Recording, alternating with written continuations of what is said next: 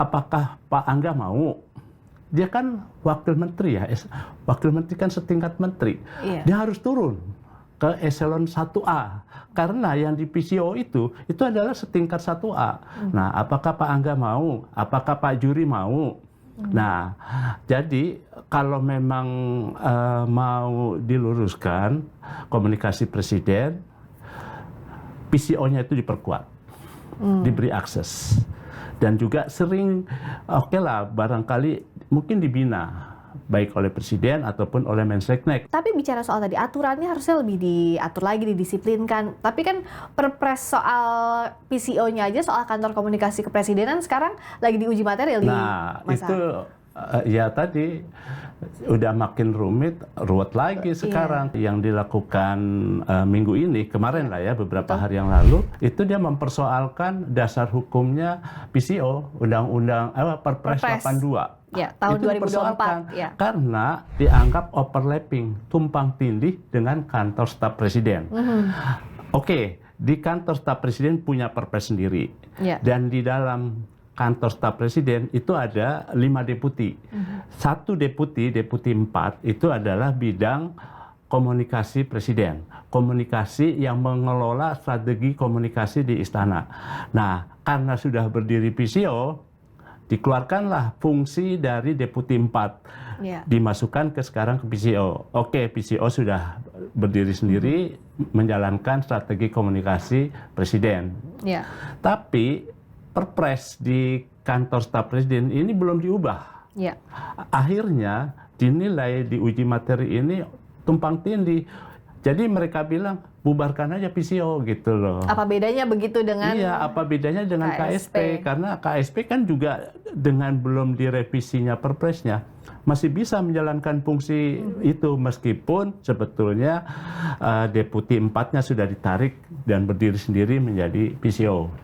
Dan dihapus fungsi keempat komunikasi itu, komunikasi presiden. Nah, PCO-nya itu mungkin ada revisi atau tidak perlu ada revisi, tapi lebih diberi akses kemudahan.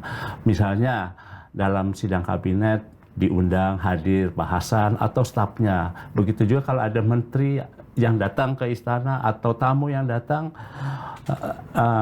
PCO hadir. Nah, ketika mereka memberi penjelasan ke wartawan, staf PCO hadir di situ. Jadi tahu apa yang menjadi langkah-langkah kebijakan presiden day by day, setiap hari bahkan. Tapi apakah ada problem dari sisi kepercayaan Presiden Prabowo dan inner circle-nya kepada siapa yang ada di sampingnya Pak Presiden yang bisa menyampaikan informasi yang kita katakan A1 langsung dari lingkaran dalam. Misalnya, kalau dari orang-orang yang ditunjuk, baru itu kan Mensesnek, Pak Pras, lalu ada Mas Angga, Mas Juri, itu kan ya orangnya bisa dipercaya oleh inner circle-nya Pak Presiden. Mas Har. Kalau memang Pak Pras kan memang dulu lingkar dalamnya Pak Prabowo ya.